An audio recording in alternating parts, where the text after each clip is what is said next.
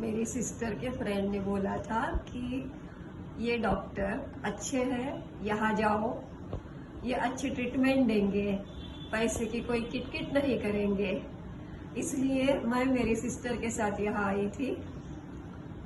आने के बाद उन्होंने मुझे पहले सब समझाया, क्योंकि मेरे पास एक्चुअली अपर टीथ कुछ भी नहीं थे।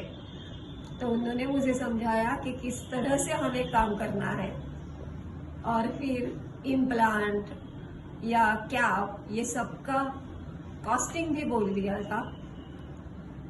वो इतना कम था क्योंकि मेरी बहन ने उसके लिए दूसरे डॉक्टर से पहले ही कांटेक्ट किया था और उन्होंने उसको बहुत ज्यादा चार्ज बोला था, और उसने मुझे बोला था कि ये अब कुछ करना ही नहीं है, तुम्हें इतने पैसे तुम नहीं वेस्ट कर सकते। लेकिन मैंने और मेरी लड़की ने ये डिसाइड किया था कि मुझे ये अच्छी तरह से करना ही है, नहीं तो मैं अभी 58 होने वाली हूँ, लेकिन मैं 78 जैसे दिख रही थी। इसलिए हमने ये करने का निश्चय किया।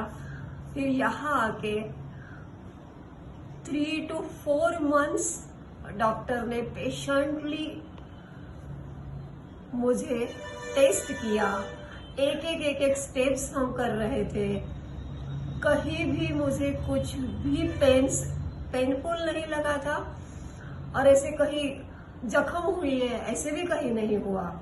बहुत अच्छी तरह से मेरे इम्प्लांट के बाद की भी ट्रीटमेंट इतनी अच्छी तरह से हुई है कि आज मैंने ये जो दांत मैं अभी जो दिख रही हूँ, ये अभी मुझे लग रहा है कि मैं मेरी उम्र के हिसाब से हूँ। और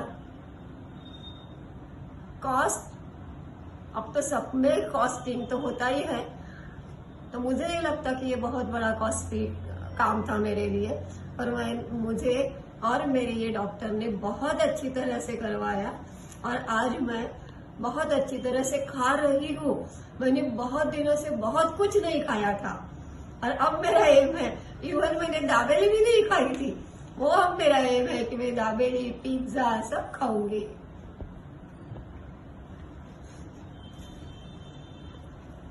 और हम जब ट्रीटमेंट कर रहे थे, डॉक्टर हमारे साथ इतने फ्रेंडली थे, पर it is not non professional.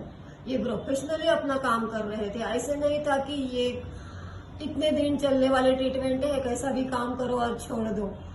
पर नहीं, मुझे 2-2 घंटे एक रूट कैनल के लिए रुकना पड़ा था, पर उसने उतना बेस्ट दिया है कि जैसे बोलते हैं कि डॉक्टर भगवान का ही रूप होता है, तो मेरे लिए तो वही भगवान है।